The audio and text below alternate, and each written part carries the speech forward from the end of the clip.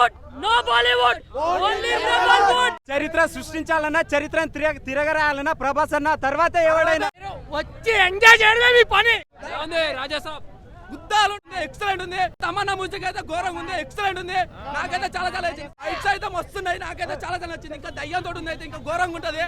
ఒక్కొక్కరి అయితే సీట్లు తిరిగిపోతాయి. చాలా బాగుంది, చాలా అంటే చాలా బాగుంది. ఇంత ఫన్ ఎక్స్పెక్ట్ చేయలేదు. చాలా అంటే చాలా ఇచ్చేసిండు. క్రిస్మస్కి మాత్రం చాలా అది ఆ బీజిఎం కానీ ఆ సౌండ్ ఎఫెక్ట్స్ ఆ విజువల్ కానీ మామూలు లేదు. అన్న ఫన్ మాత్రం చాలా అంటే చాలా నేను ఎంజాయ్ చేశాను.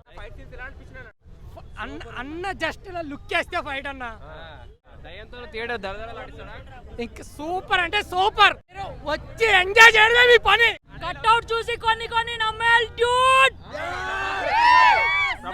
No Tollywood no Bollywood only Prabhas. అలా స్పీక్ కొత్త జింజిబాడ జరిగింది బ్రో.